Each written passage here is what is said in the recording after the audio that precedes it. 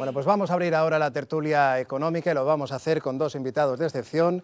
Contamos con Alfonso Hernández y también con Francisco Fuentes. Muy buenas noches y gracias por acompañarnos. Buenas noches. Bueno, estamos viendo cómo está el escenario político ahora mismo y yo creo que la pregunta ahora es obligada. ¿España puede permitirse, lo hemos visto en la calle, hemos tomado el pulso, puede permitirse España 6 meses de aquí a las nuevas elecciones si se convocaran con un gobierno interino?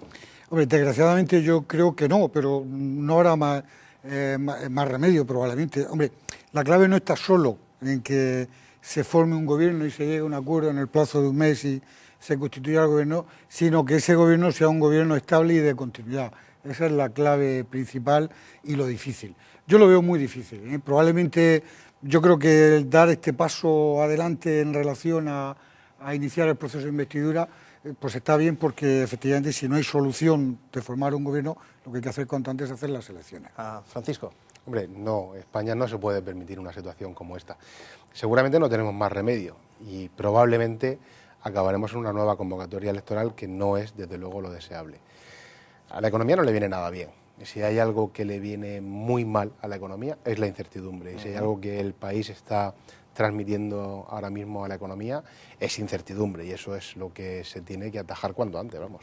Aquí saben que en la región también se ha habido una cierta situación de impasse por culpa de los presupuestos, se ha retrasado su tramitación, pero es que una vez aprobados, ahora el gobierno regional incluso ya se plantea algún tipo de modificación. Lo escuchábamos, por ejemplo, esta mañana en la rueda de prensa posterior al Consejo de Gobierno. Precisamente se han tomado, después de esa semana, desde la aprobación del presupuesto, unos días para intentar estudiar y ver cómo se encajan algunas de las partidas de esas medidas aprobadas a última hora en la Asamblea Regional, enmiendas propuestas por la oposición que han provocado un descuadre de 120 millones de euros a las cuentas que había elaborado en principio el Ejecutivo Autonómico.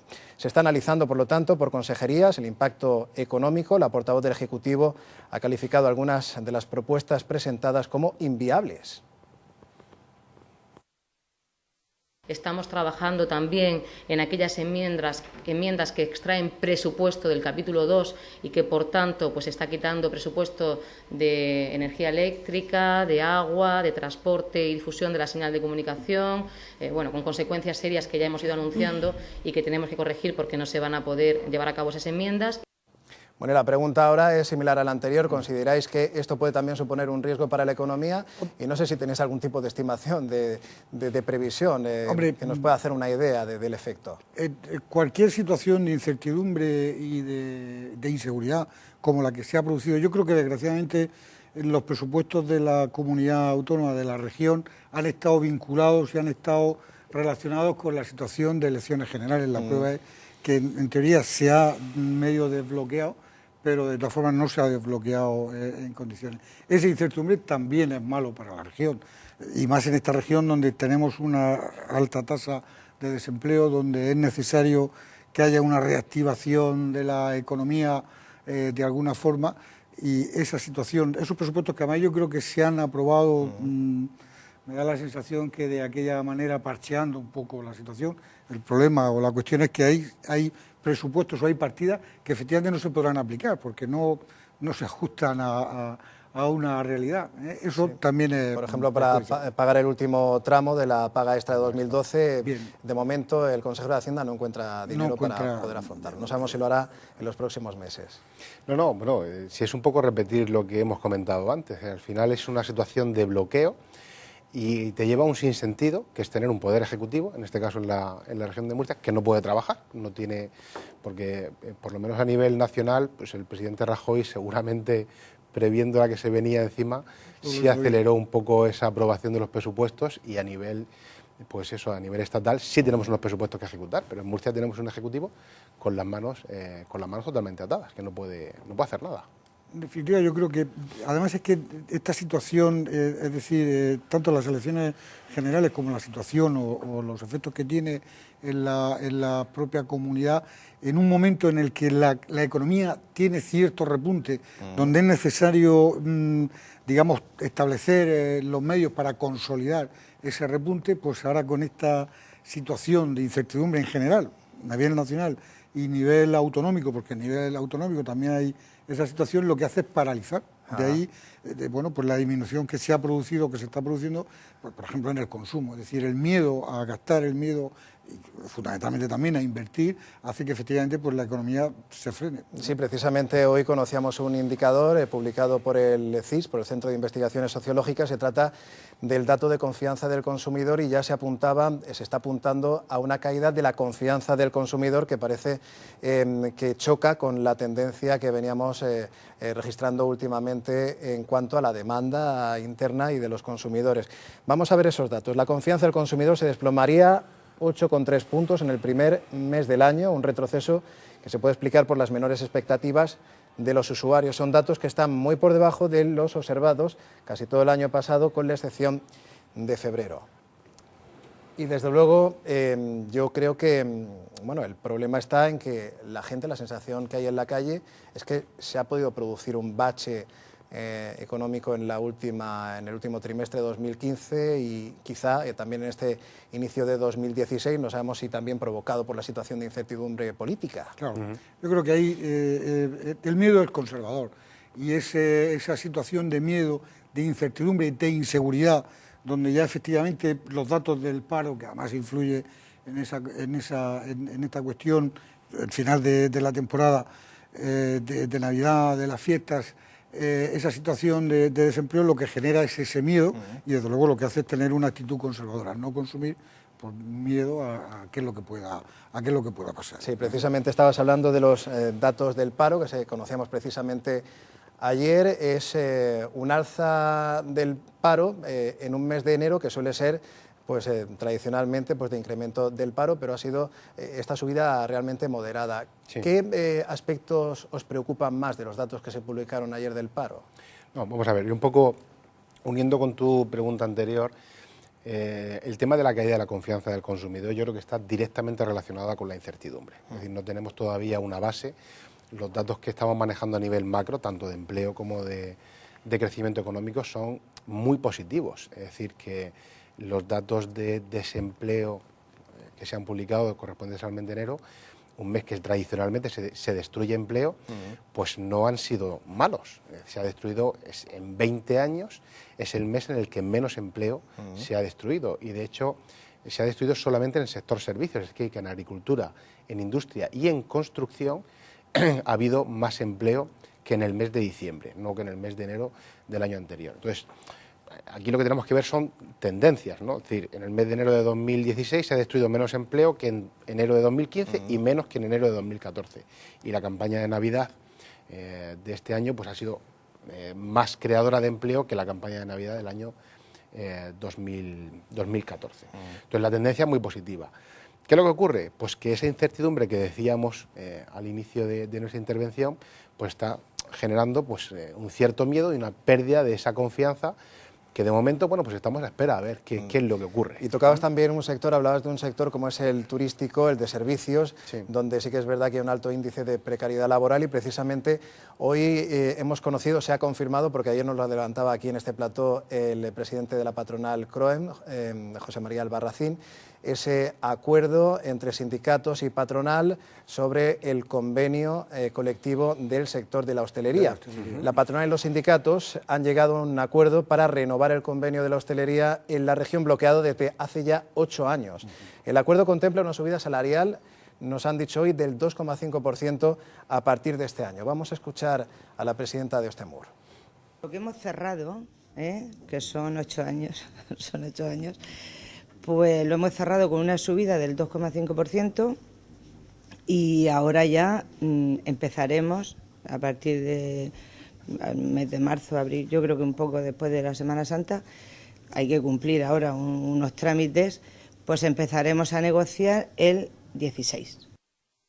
Bueno, el desbloqueo de los convenios colectivos creo que es una buena noticia. Siempre es una buena noticia. ¿No? Llevan muchos años bloqueados y yo creo que es el camino para conseguir aumentar la calidad del empleo, ¿no? Máxime, en un sector que yo entiendo que para esta región es fundamental, el sector servicio, fundamentalmente la hostelería, que es un sector importante y al que yo creo que debemos dedicarle mucha atención, que efectivamente haya una estabilidad en la conflictividad laboral, pues desde luego es bueno.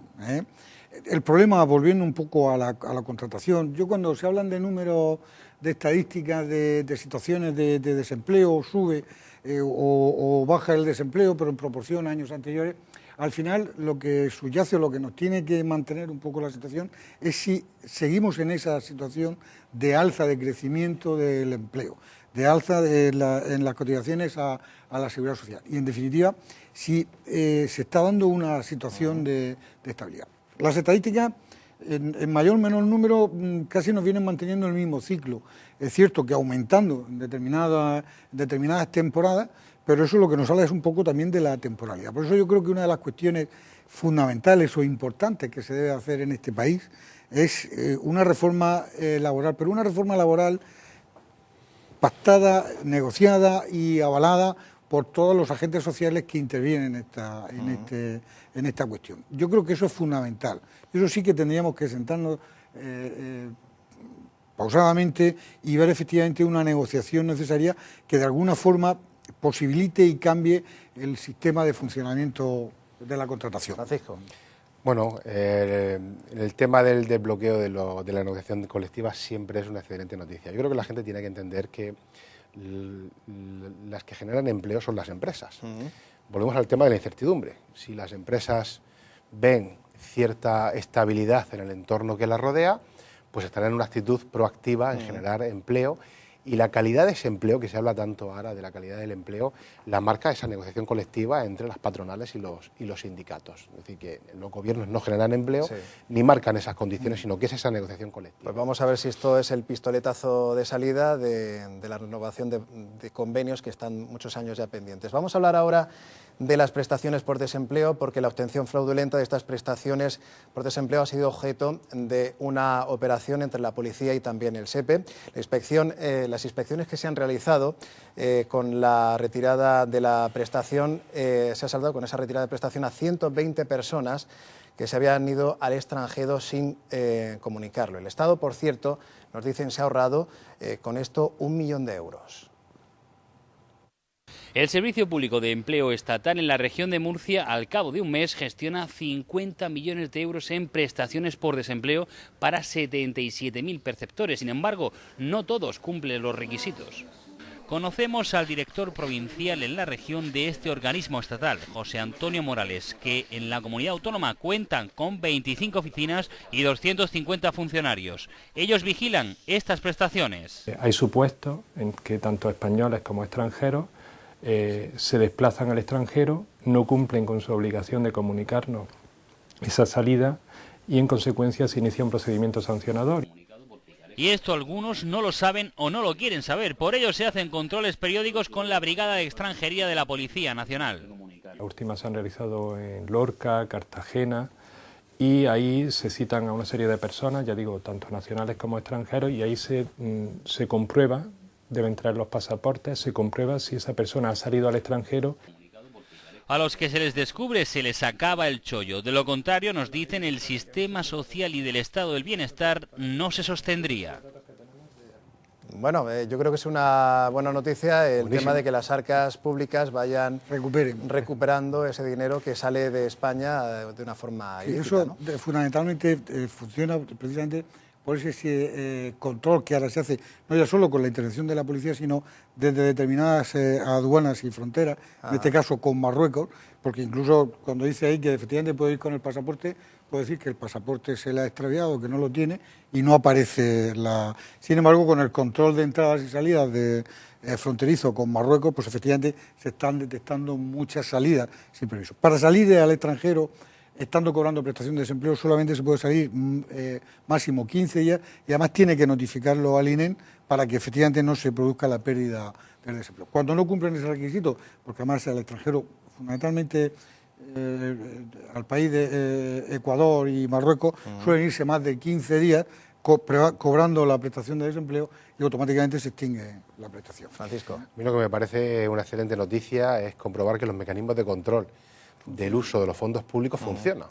Y ya no es solamente aplicable al caso que veíamos ahora mismo, sino que, bueno, que el hecho de que se estén cobrando prestaciones por desempleo de manera indebida, bien sea por gente que las cobra saliendo del país o por gente que está trabajando, pues a mí la verdad es que me produce pues satisfacción y una gran alegría para que los fondos se destinen a lo que realmente se necesita. Muy bien, Francisco Alfonso, lo tenemos que dejar aquí, ya hemos cumplido el tiempo, así que muchísimas gracias por habernos acompañado y habernos ayudado a realizar este análisis de temas de actualidad y claves para todos nosotros. Gracias. Muchísimas Hasta gracias. pronto.